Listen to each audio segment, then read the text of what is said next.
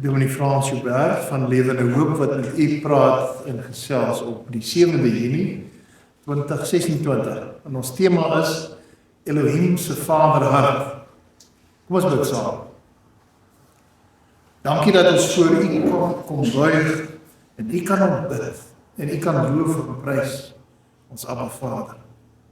Dankie vir u genade, vir u goedheid en u lankmoedigheid en u onmeetbare liefde vir elkeen van ons.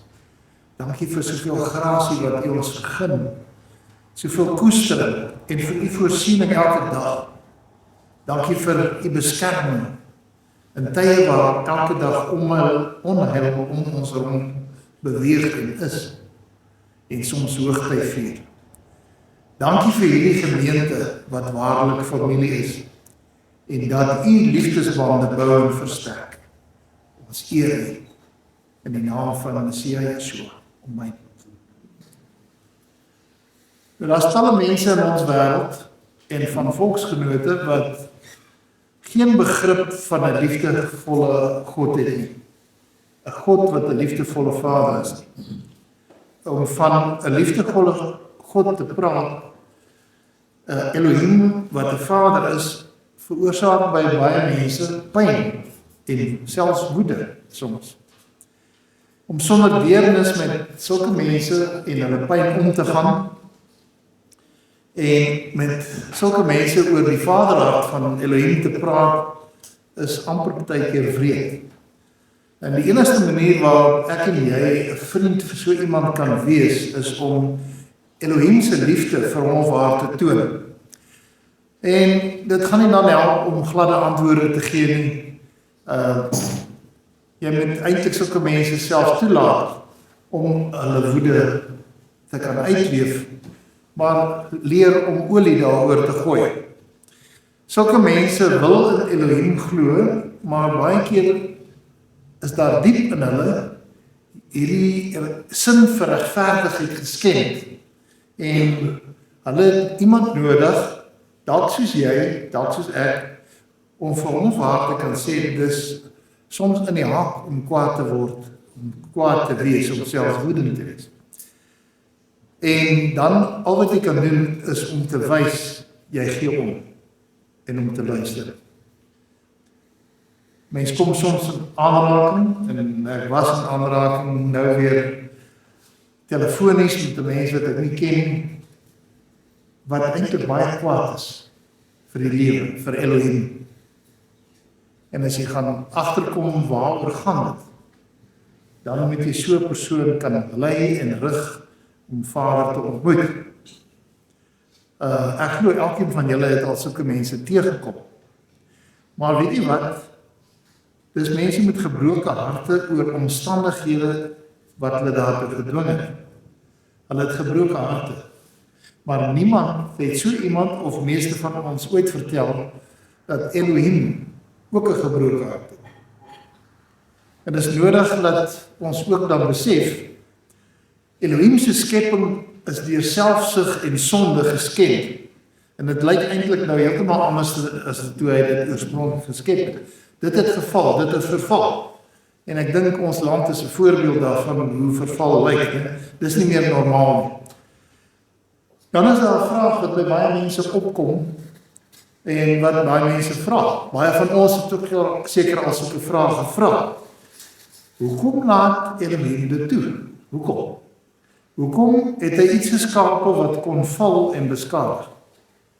As hy 'n liefdevolle Vader is, en dis 'n vraag wat baie vra, hoekom laat hy al die lyding en die ongeregtigheid in ons wêreld toe? Hoekom laat hy die pyn toe? Nou, ek moet ook beklemtoon dat as ons die antwoorde op hierdie vraag het, dan moet ons dit met die hart eintlik voel en nie net probeer om met jou verstand te antwoord nie. Sommige mense ontken Elohim se bestaan as gevolg van pyn. En dit is nie as gevolg van 'n omstandigheid of 'n opstandigheid wat teiken in hulle nie. En wanneer mense ly, wanneer mense seer kry, dan is baie se reaksie, hulle slaan eintlik na Elohim, hulle bal die vuis teen hom. En hulle kan nou nie begryp dat hy goedheid is en kan goed wees en tog boosheid in die heelal toelaat nie en verduur nie. En sulke mense ontken baie keer sy bestaan. Nou, wanneer jy op vuisbal of na hom slaan of hom beskuldig en vir die slegte en die kwaad verantwoordelik wil hou, baie mense skreeu teen hom. Dit los nie ons probleme op nie.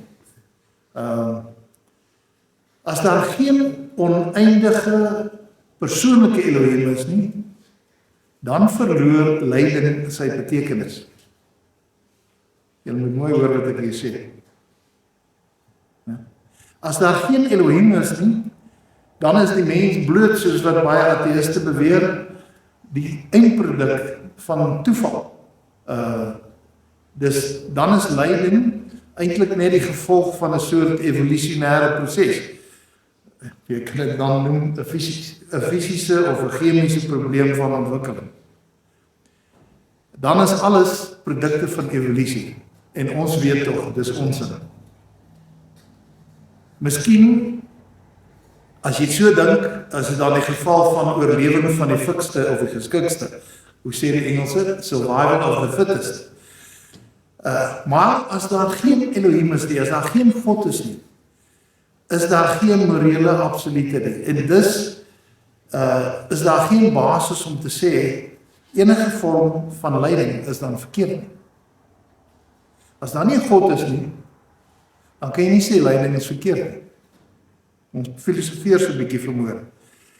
Deur die ontstaan van Elohim te ontken ons eintlik die betekenis van lewe, en soos sê mens dan, of so mens sê dan, dat dit nie saak maak as mense ly of nie. Ons sal nie eens kon vra, hoekom ly onskuldig is nie, want dan bestaan onskuld nie. Is daar nie 'n Elohim is nie, is daar nie onskuld nie. Onskuld impliseer dan ook aan die ander kant skuld. En skuld impliseer dat sommige dinge absoluut moreel verkeerd is. Daarom dat ateïste gewoonlik geen of bitter min simpatie het, of selfs empatie, hulle het dit nie. As jy met die duiwelse kinders die mekaar geraak het, hy voel vere, om het op Saterdag te stel. So onskuld impliseer skuld, en skuld impliseer dat sommige dinge absoluut moreel verkeerd is. Ek persoonlik glo, en ek glo ons kan dit in die Bybel bewys, dat lyding is verkeerd, en is nie in Elohim se wil nie. Hy laat dit slegs toe vanweë die sondigheid van die Adam, vanaf die tuin van Eden.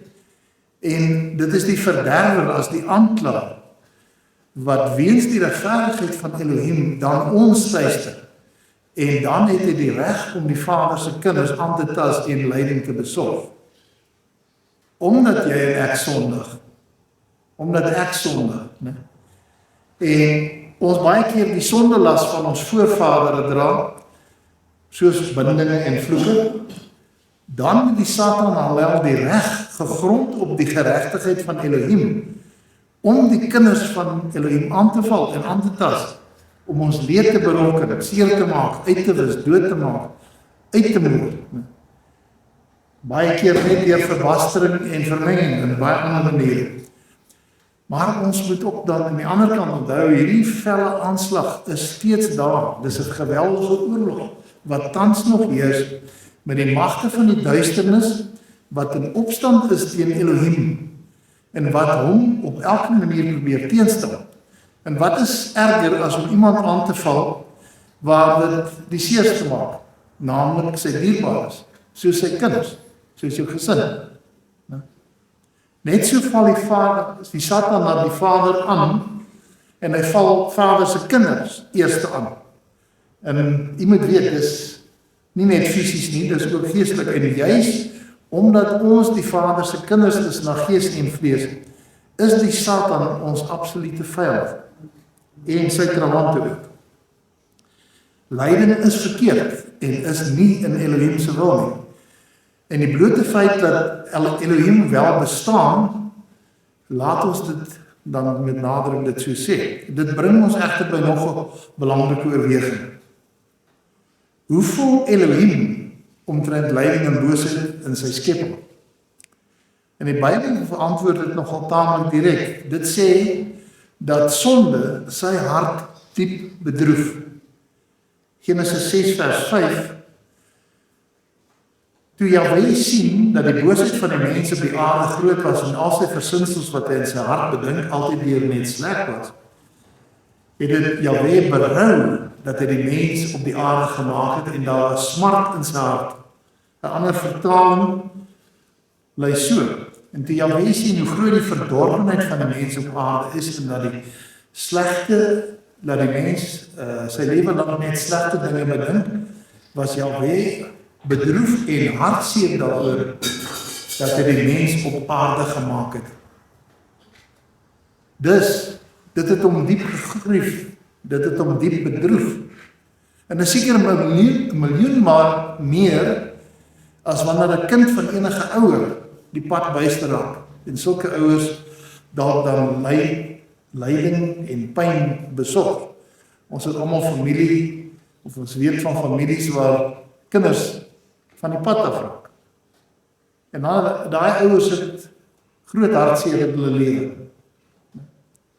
Elke verkeerde daad, elke verdorwe gedagte van ons is iets wat die Vaderhart diep bedroef en hom baie seer maak.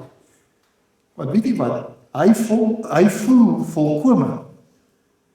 Hy ervaar ook volkome. En dis nie ten dele soos ons as mense nie. Hy voel en ervaar baie meer intens as wat ek en jy ooit kan. Al is ons sy maaksel as sy skepsele, maar ons is ook sy kinders. So, jy moet die saak van twee kante af sien. Nou, tot op hierdie punt het ons gevra oor die geregtigheid van Elohim en wat daaroor handel. Nou, kom ons draai dit om en ons vra die vraag oor ons reaksie op lyding. Reageer ons, ek en jy, so diep soos Elohim op boosheid en lyding? Hoe reageer ek en jy op boosheid in ons eie lewens? Deel ons die droefheid van Elohim se hart oor ons sonde en wat dit doen om alles wat dit aanraak eintlik te vernietig? Dit eintlik stel heilig as jy sê die lyding in die wêreld raak ons, maar ons is nie diep bedroef oor die lyding van ons eie verkeerde en ons eie selfsug en alles wat ons verkeerd doen of selfs teenoor ander mense veroorsaak nie. Sonde bedroef Elohim en dit is vir hom 'n baie groot hartseer. Meeste mense dink hy word net kwaad oor. Nee, hy is meer hartseer oor. My sonde en jou sonde veroorsaak groot droefheid in sy hart.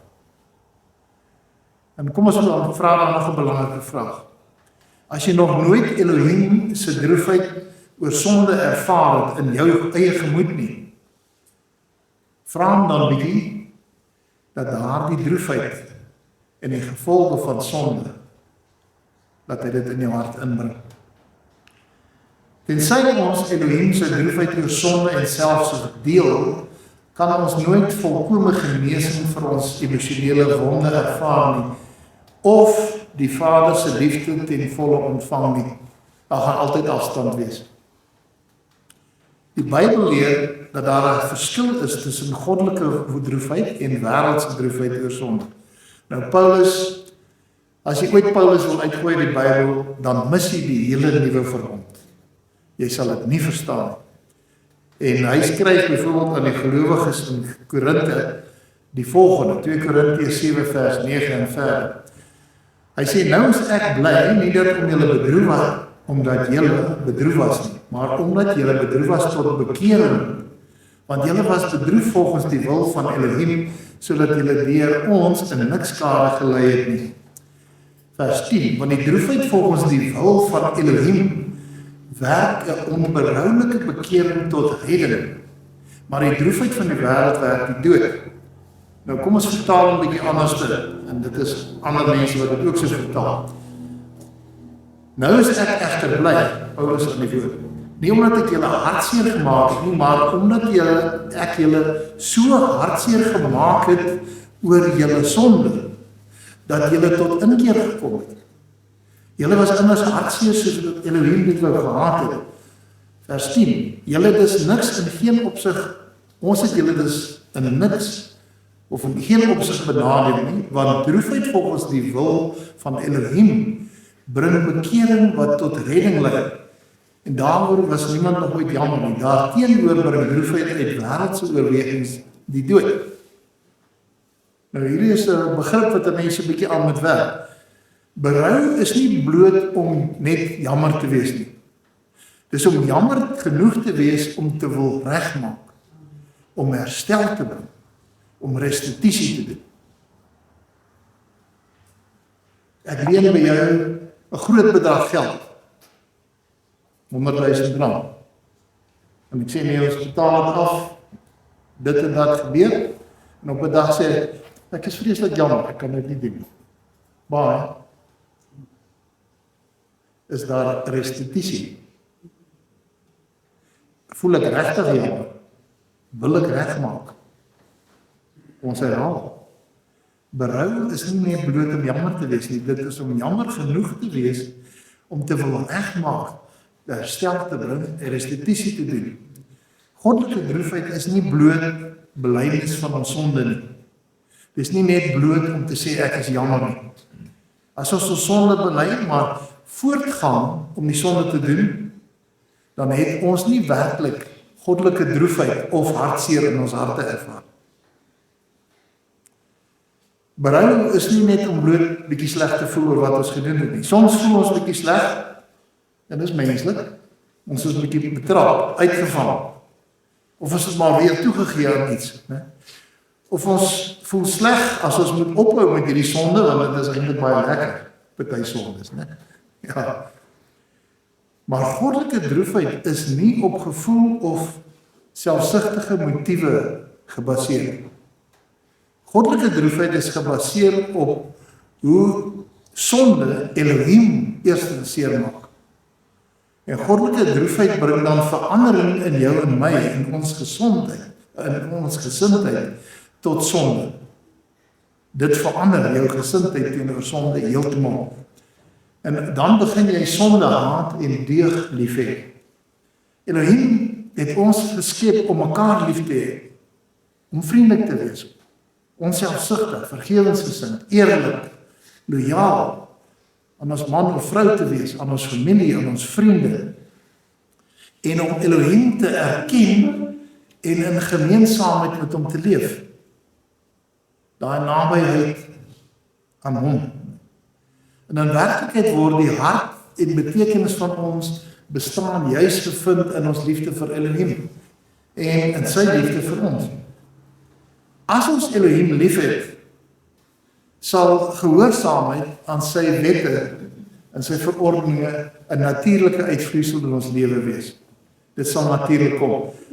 Ons sal nie Elohim se wette probeer gehoorsaam en navolg om in die hemel te probeer kom, by wyse van spreek, nie? Of om nie in die hel te land. Ons sal nie sy wette sien as vereiste tot saligheid nie.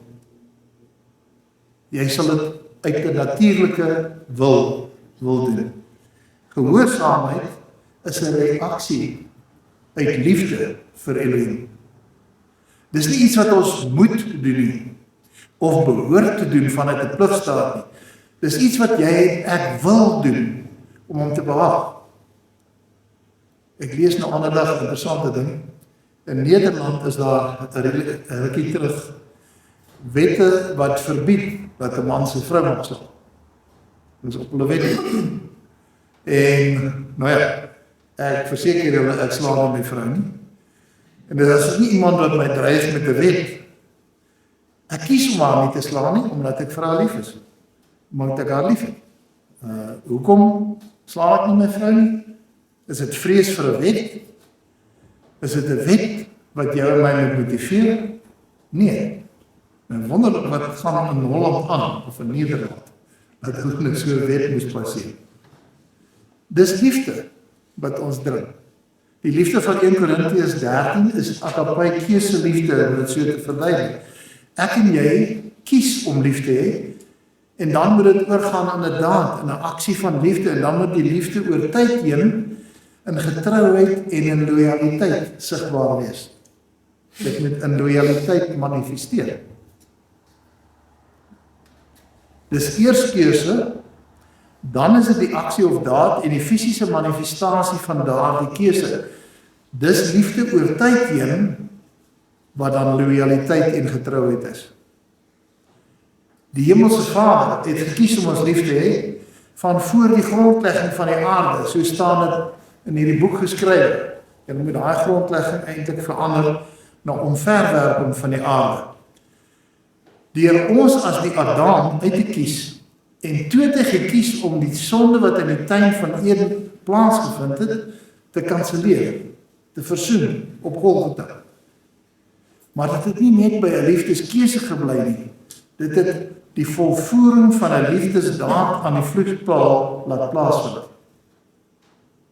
Hoor julle my argumentasielyn wat ek vir julle gee? Dan het dit verder gegaan. Meeste mense hou op by die kruis, by die vloekpaal. Yeshua het nie net ons so agtergelaat nie, maar hy het aan ons die trooster dialoog as die Heilige Gees gestuur, om ons van toe tot nou by te staan. Hy het teen ons gesê, hy kom woon in ons, soos al baie van tevore gesê, om ons te onderskraag in alle waarheid en in alle waarheid te lei. In daardie lojaliteit en liefde oor tyd heen in ons te kweek. Om ons te bemagtig deur sy autoriteit, sodat jy en ek kan opgroei tot die volle grootte van Messias, soos die woord sê. Dat jy en ek 'n totale volwassenheid kan wees, en dankie vir die volwassenheid boodskap van vermoë, om in sy gesag en mag en autoriteit en krag te kan wandel. Ons sal Yeshua se wette probeer gehoorsaam, omdat hy ons liefhet en ons op sy liefde wil reageer, terug na hom toe, deur hom met woord en daad te probeer plesier, te behaag.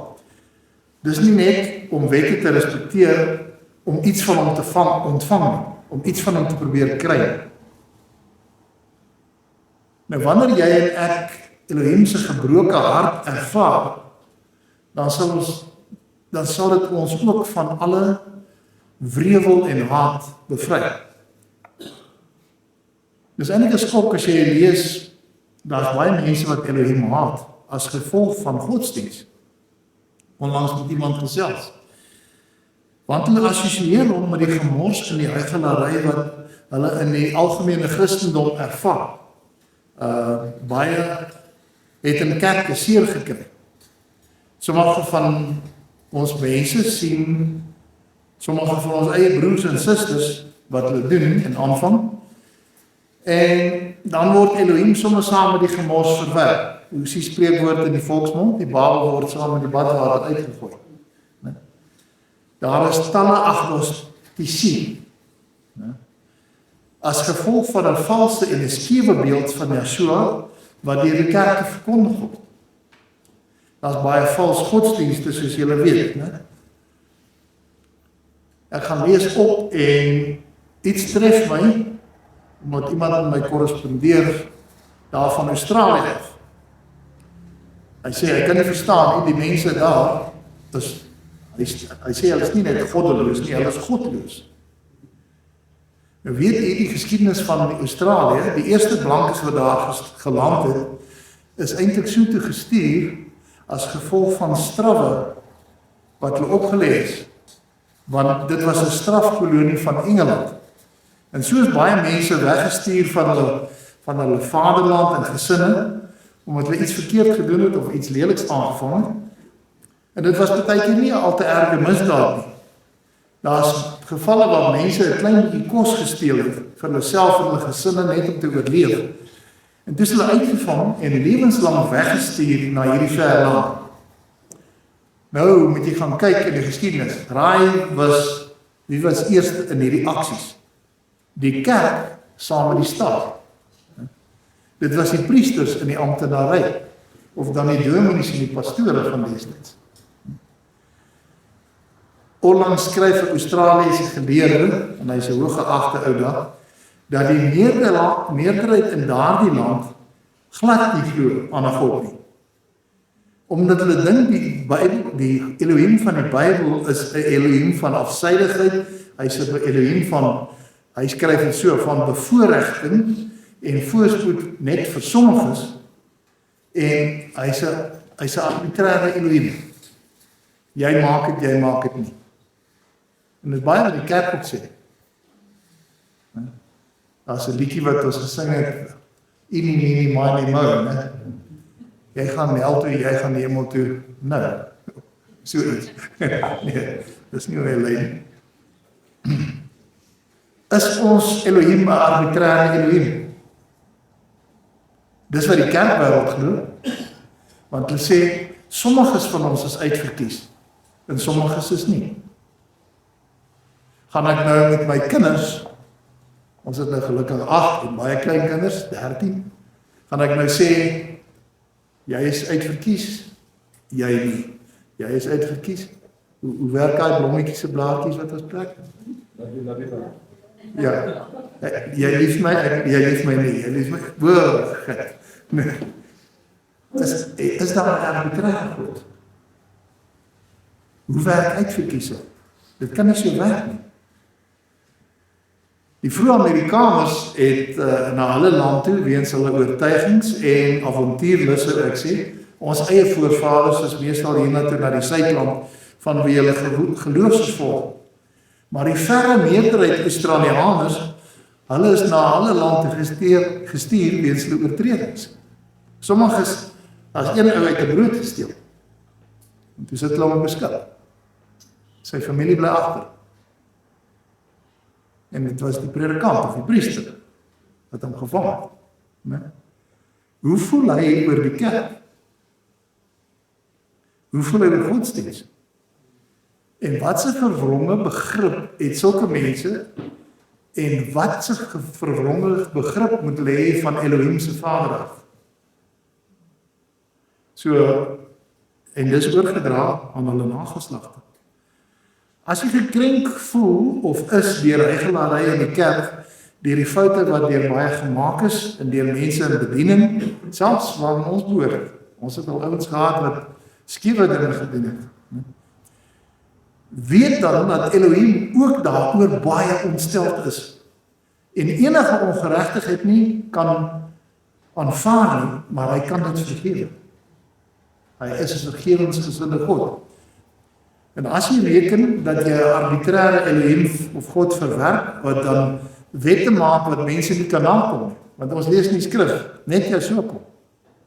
Nou sê ouens maar, dis die argument wat ek onlangs gehad het in 'n telefoongesprek, man sê vir my, maar Elohim maak wette wat niemand kon onderhou nie. Dis onregverdig. En my nogal laat dink.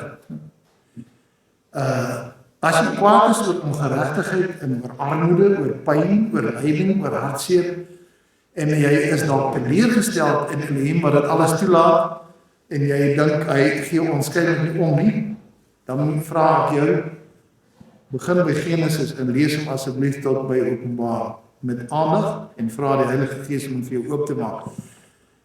Want jy is dan nie eintlik besig om die Elohim van die Bybel te verwerp nie. Jy is besig om die mense wat verkeerde dinge doen te verwerp. Die Elohim van die Bybel haat heuchelary. Hy is kwaad oor ongeregtigheid en hy is nog meer hartseer oor sonde. En die verskil tussen Elohim en ons is nie toorn oor ongeregtigheid, maar dat hy absoluut regverdig is en ons gewoonlik nie. Mense word kwaad vir Elohim omdat hulle seer kry. Baie keer is dit persoonlike teleurstellings, groot verliese, of die gevolg van 'n reaksie op ongeregtigheid van die wêreld om hulle. Praat nou weer 'n week terug met 'n man. Hy sê hierdie wêreld is so vol ongeregtigheid. Hy voel hy moet in die woestyn gaan bly. En hy sê hy weet nie Hy sukkel om die Bybel te lees, hy sukkel om te bid. Hoor julle waar gaan die gesprek heen?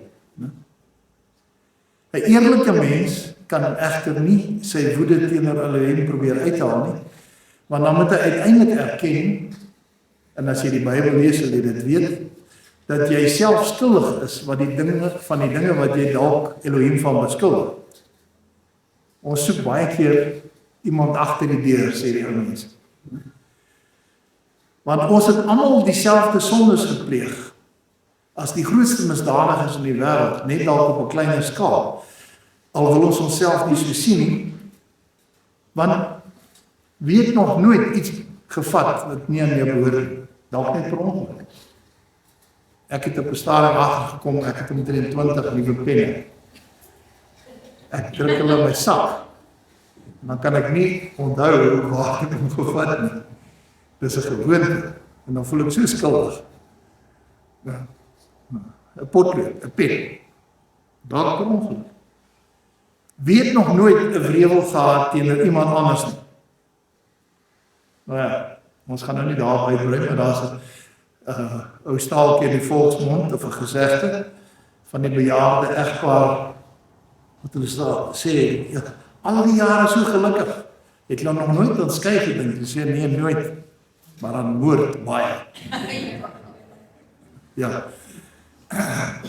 Die skrif sê, as jy maar net iemand anders se goed begeer het, as jy net in jou gedagtes die teëspoed van iemand anders toegewens het, dan is ek en jy skuldig.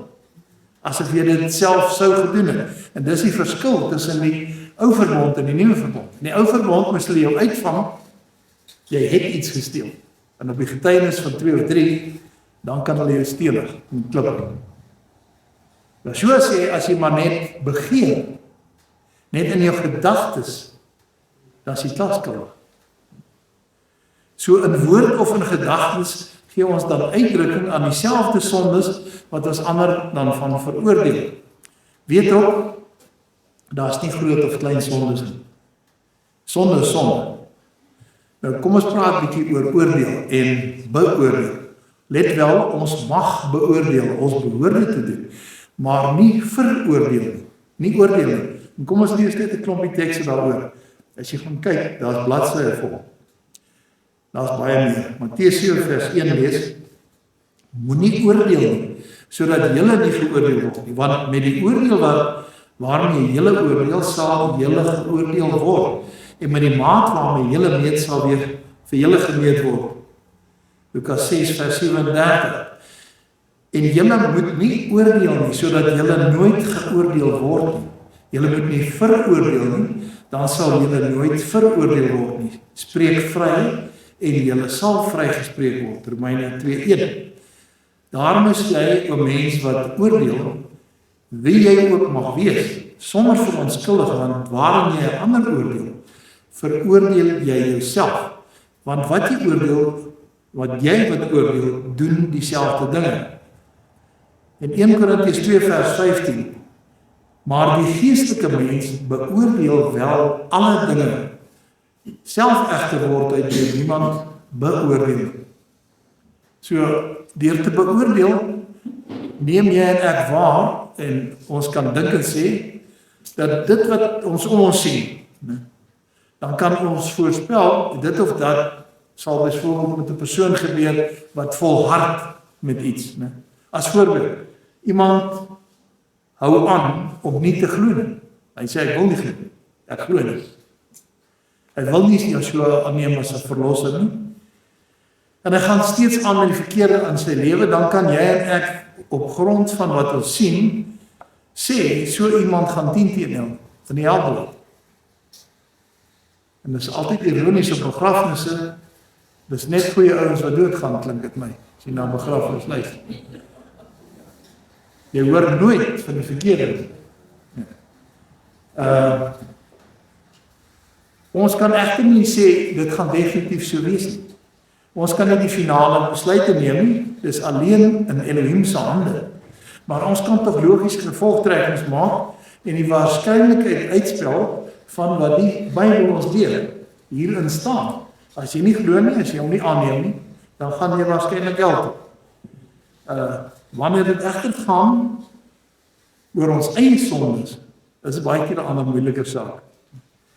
Ons veroordeel soms ander, maar my vraag is ons net so genadeloos wanneer ons teen haat of ongeregtigheid of wrevel of die verkeerde in ons eie harte optree? Vra ons daai vraag vir onsself. Lukas 12 vers 57 sê, en waarom oordeel julle ook nie uit julleself wat reg is nie? En Johannes 7 vers 24, moenie oordeel volgens wat julle sien nie, maar oordeel 'n regverdige oordeel. Romeine 14:10.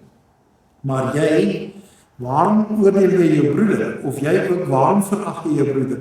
Want ons sal almal voor die regterstoel van Elohim gestel word. Onlangs het iemand gesê, hy haat sy buurman. Ek dink jy seker 'n volksvrede. Nee, dit is nie 'n volksvrede.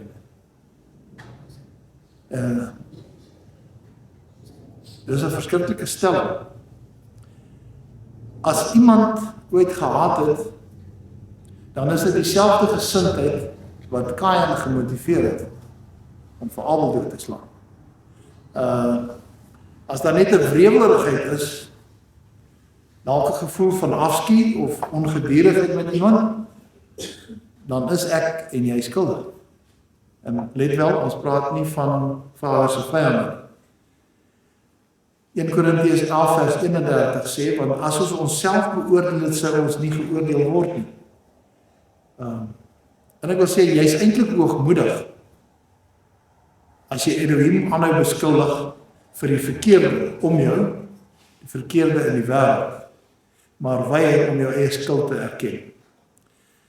Om teen boosheid in die wêreld op te tree, moet ons altyd eers by onsself begin. Anders is dit blaamverskyf, terwyl die fout by my en by jou.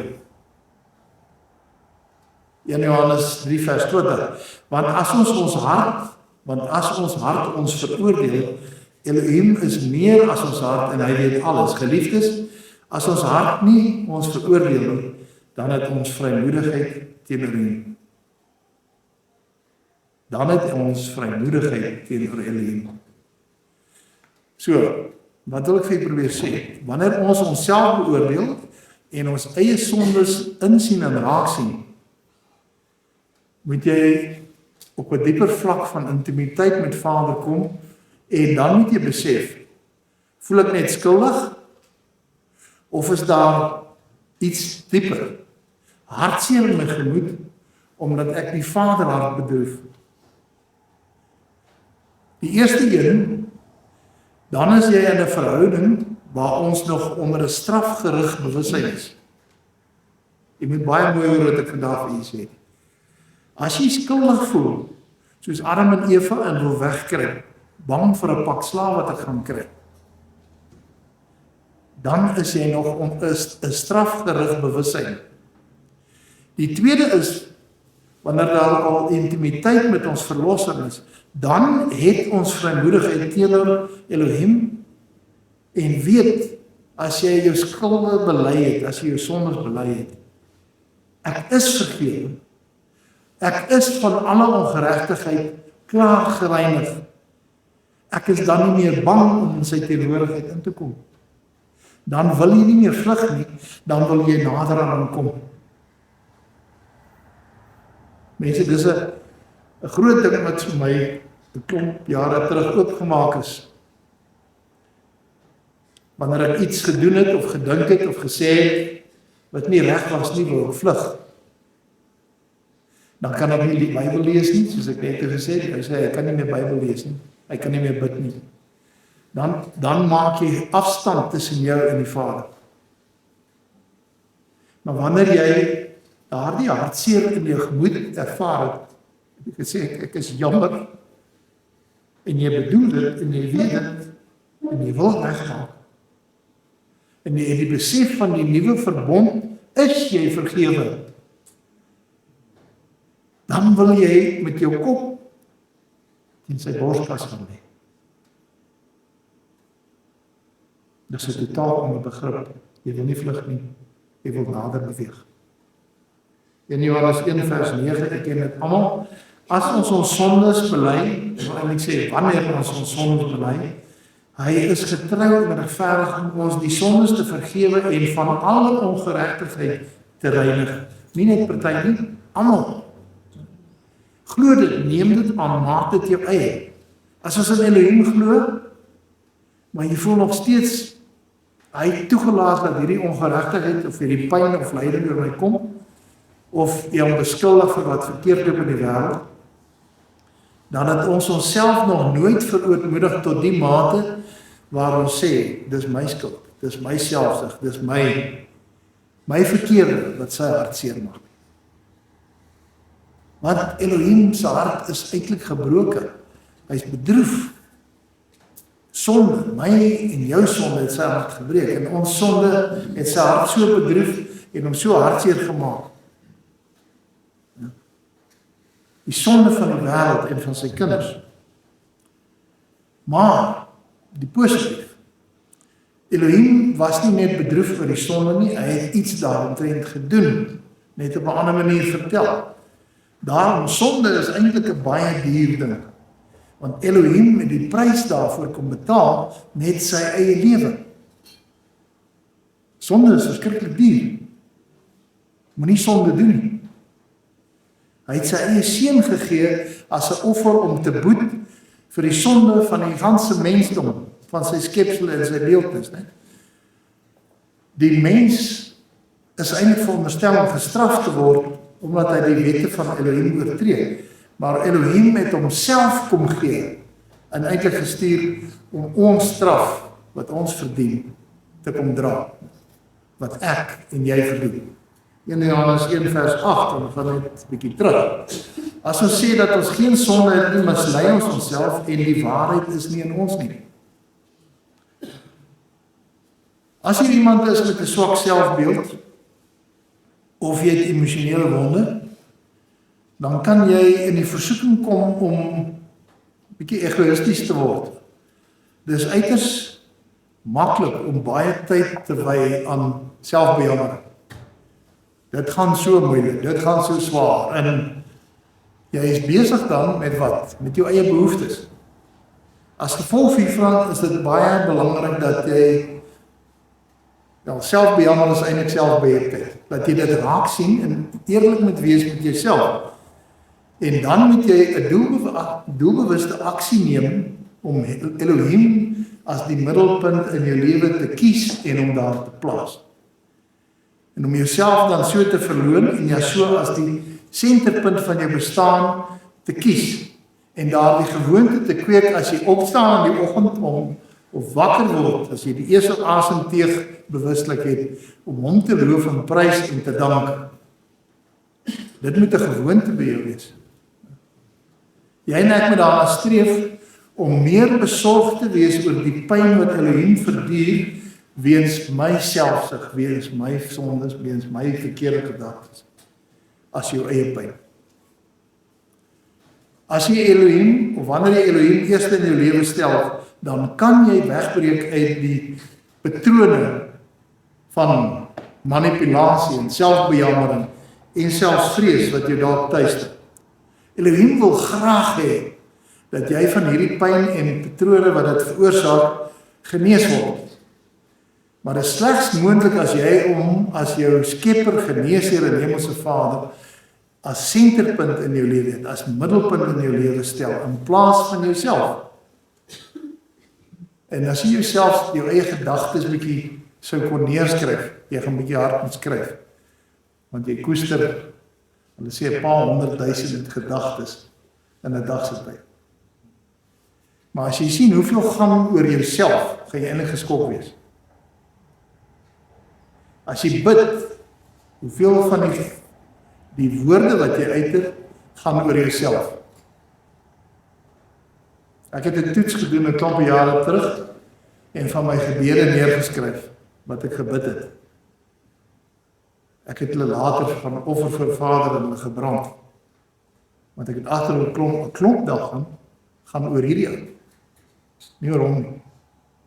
Vader, gee my, help my doen dit vir my. Hoor jy wat ek sê? Hy het ons nie geskep om 'n selfsugtige lewe te lei nie, maar om hom en ander te dien. En as ons aan Elohim oorgee, dan word ons bevry om ander en onsself op die regte manier lief te hê. Met dieselfde liefde as wat hy vir ons het. Hy het ons geskep, hy sorg vir ons almal hier met 'n dak oor die kop, omdat ons kosbaar is vir hom. En aangesien ons hierdie soort liefde ken, dan word jy en ek bevry. Dan word jy nie meer deur jou eie behoeftes gedryf nie. Dan kry jy dit reg en jy kies om ander lief te hê met 'n gelowige hart en bly ons liefde eintlik rein en ons is vry van manipulasie en van hebsug en van selfsug. Elohim se hart word deur hoogmoed, deur haat, deur bitterheid, deur oneerlikheid, gierigheid, wat's al die lelike goed. Alle vorms van selfsug en boosheid verskriklik seer gemaak, diep bedroef. Jy moet daai vaderhart verstaan. Hy word diep bedroef daardeur. Aan die ander kant, wanneer jy en ek eerlik is, wanneer ons vergifnis skenk, wanneer ons vryspraak beoefen, wanneer ons liefde uitleef, onselfsugtig is en 'n begeerte het om hom te plesier, dan verskaf dit aan hom groot vreugde. Vader is regtig bly. Soveel te meer as mens die res van die onselfsugtige wêreld hier buite beskou, en daaroor kan jy maar sê, 'n oordeel veld. By herhaling 2 Korintiërs 7 vers 10, want die droefheid volgens die wil van Elohim werk 'n onbehoulike bekering tot redding, maar die droefheid van die wêreld werk die dood. En sus, het jy al regtig goddelike droefheid weens jou eie sonde ervaar? Is daar hartseer in my gemoed omdat ek die Vader hart bedroef? En soos net gesê, of het jy die teenoorgestelde kante gegaan? Is jy dalk kwaad vir Elohim of kwaad vir jouself? Wanneer jy vir hom kwaad is of dit uitspreek, is jy eintlik kwaad vir jouself. Dalk woedend. Dan wil ek vir jou sê, kies vandag, laat jou woede in droefheid verander. En as jy nog nooit toegelaat het dat jou eie hart gebreek voel oor jou eie sondes nie, vra aan Elohim om jou hart vir jou duidelik te maak en te openbaar hoe hy dit sien, sodat jy ook sonde kan haat en verafskiet. Dan sal jy outomaties daarteen kies. Niemand wil iets slegs lewe of ervaar. Niemand. Jy gaan nie graag deur modder stap nie. Tensy jy in die Karoo boer en dit gereën het in die eerste keer neem sien in 7 jaar. Dan wil ons graag deur modder. Maar normaalweg wil ons nie deur iets slegs stap nie. Niemand wil iets slegs hê nie.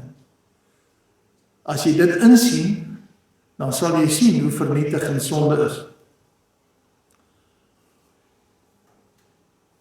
Ek en jy moet nie sy genade en sy vriendelikheid misbruik nie, of van selfsprekend aanvaar nie. Want daar kom 'n dag van oordeel. Hy gaan en kan ook 'n verterende vuur wees.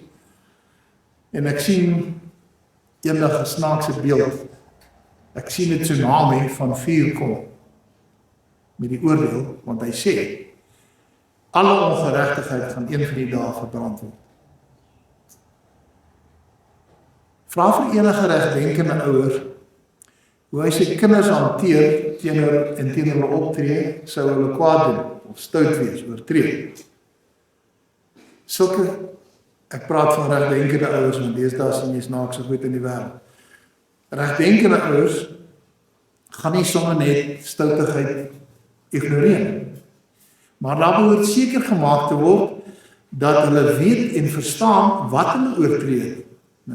En dat hulle die ouer hart eintlik leed aandoen. As jy as ouer net kwaad word, dan moet jy ook gehelp word. Wil ek baie sê. Ja. Wanneer die kind opregte berou het, dan ontvang hulle gewoonlik weer die ouers se liefde en koester ontvang. Want dis die hele tyd glo ek 'n ouers se opregte begeerte om jou kinders te koester. Almal wat ouers is en al die volwassenes glo ek verstaan dit heeltemal, né? Jy wil hulle graag koester.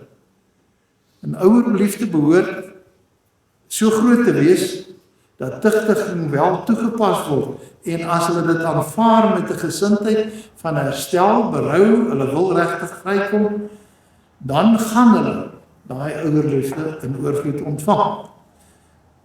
En dit is so, enige ouer gaan aanhou liefde gee, al is sy kinders ook skuldig. Vader het jou nog steeds lief, al is jy en ek skuldig. Maar 'n ouer is eers regtig tevrede wanneer sy kinders tugtiging en liefde aanvaar. Dis ek reg? Ons doen dikwels verkeerde dinge omdat ons seer gekry het, maar dis geen verskoning. Selfs as ons ander te nagekom het en leed aangedoen het, moet ons optredes en gesindhede baie mooi oorweeg. Wil ons Vader se liefde ontvang?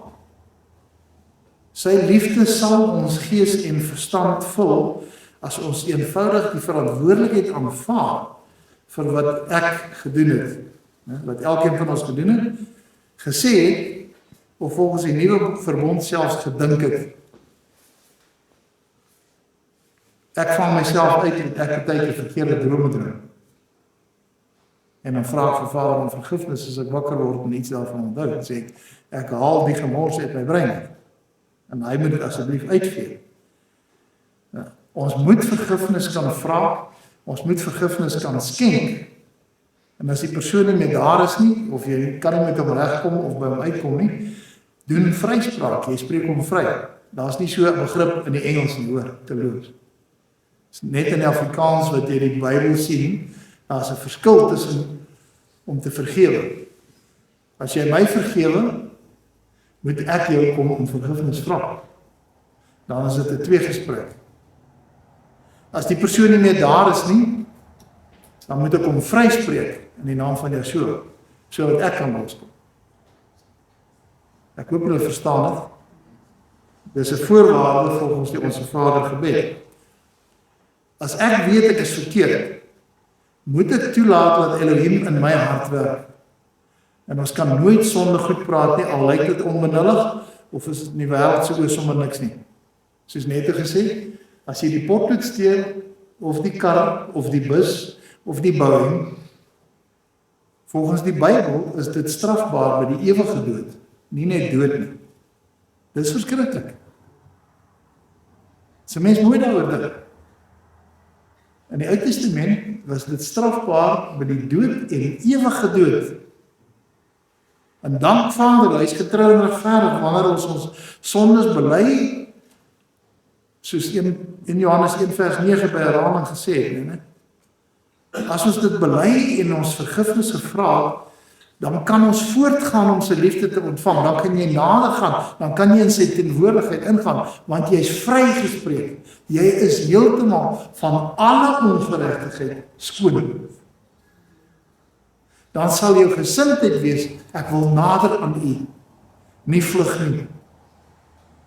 Dan kan jy daai oorvloedslewe in gees, siel en liggaam geniet. En dan is daar die vrymoedigheid. Dan kan jy met jou hemelse Pappa gesels. Dan sal jy van.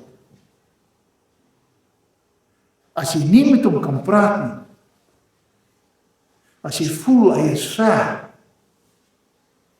en soos die volksmond sê, en verskoon dat ek die woord sê, want iemand het 'n ander dag in my gesig dit gesê, praat hy van die ou toppie daar ver bo. En ek word ijskoud. En ek dink, arme mens. Ek was so hartseer op daai oomblik, want ek besef, hierdie persoon is ver van Vader. Dan is daar vrymoedigheid, nie selfveroordeling nie. As ons ons deel op daardie manier doen, dan is dit vir ons moontlik om sy liefde ten volle te ontvang, of ware sy omhelsing te ervaar, ne? Dan voel jy, jy wil net naderkom, jy wil hom net behaag, ne? Dan gaan jy nie wetties raak nie, of fanaties nie, of om heimlik op 'n afstand te hou nie. So armlengte ver. Baie mense kies dit, want hy weet, hy het nie alles gelos nie, hy het nie regtig oorgegee nie, en dan is hy in 'n wentelbaan. Jy bly op 'n veilige afstand, want jy is bang, jy gaan brand. Daar is nog iets wat gaan brand uit jou uit, as jy nader kom. Ne? Dan is dit nie vrymoedigheid nie, maar daardie strafgerug van wat volg. En baie mense dan hierdie ding van nie nakoming van wette en wat ek verkeerd gedoen het. Dan is daar iets wat jou weerhou om naby aan hom te wil kom. Want jy kan nie sy heiligheid verduur nie. Broers en susters, ek hoop jy hoor vandag wat ek vir julle sê. Weet jouself,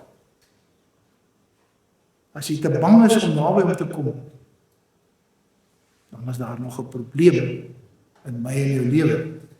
Dan is ons bang vir sy verterende vuur oor ongeregtigheid, wat ons dan sal brand, en dan kies ons onwillekeurig afstand, of ons kies dan wettisisme. Dis die veilige, maklike manier. En dit is eintlik baie maklik. Jy hou 'n Sabbat, jy steel nie, jy lieg nie, doen al die dinge, en dan dink jy is reg. Intussen is jy dalk myle weg van die Vaderhart af.